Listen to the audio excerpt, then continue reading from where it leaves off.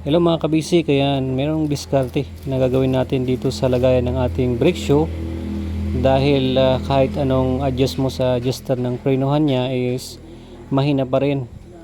Bago naman yung ating brake shoe, hindi pa naman siya manipis. Kaya lagyan natin na siyang alambre.